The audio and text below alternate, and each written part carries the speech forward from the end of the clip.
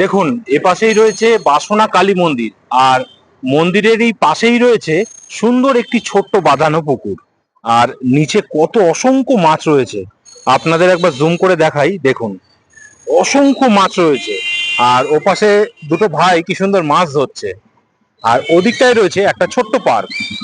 আর পাশেই এরকম অসাধারণ একটি মন্দির। আমি এখন চলে এসেছি মন্দিরের একদম সামনে। আর মন্দিরের সামনেই রয়েছে অসাধারণ একটি শিবলিঙ্গ, এবং তার সামনে বসে রয়েছেন নন্দী মহারাজ। দেখুন কি সুন্দর মন্দিরটা। এই রয়েছে বাসনা কালীবাড়ি মন্দির।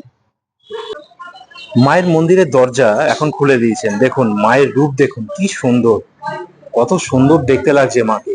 এপাশে রয়েছে অসংখ্য দেবদেবী রয়েছে, এখানে পাঁচুগোপাল রয়েছে, বজরংবলী রয়েছে, ভোলানাথ রয়েছে, সামনে স্বয়ং মা রয়েছে, পাশে রয়েছে সিদ্ধিদাতা গণেশ, মনসা মা রয়েছে, ওখানে বড় ঠাকুর রয়েছেন, মঙ্গলচণ্ডী রয়েছেন, শিব পার্বতী রয়েছেন।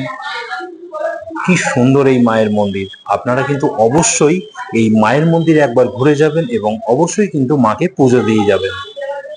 আর সন্ধ্যের সময় চারিপাশের পরিবেশটা ঠিক এরকম। এই যে দেখুন সামনে শিবলিঙ্গর সামনে লাইটগুলো জ্বালিয়ে দিয়েছেন, কি সুন্দর দেখতে লাগছে। চারিপাশের পরিবেশটা কিন্তু অসাধারণ। দেখুন, এপাশে পরপর তিনটে ঝাড়বাতি, আর এপাশেও রয়েছে পরপর তিনটে ঝাড়বাতি। আপনাদের দেখালাম। এখন এই লাইটগুলো জ্বালিয়ে দেওয়া হয়েছে, যার জন্য এই মন্দিরটা আলাদাই রূপ পেয়েছে। আরো কি অপূর্ব লাগছে দেখতে।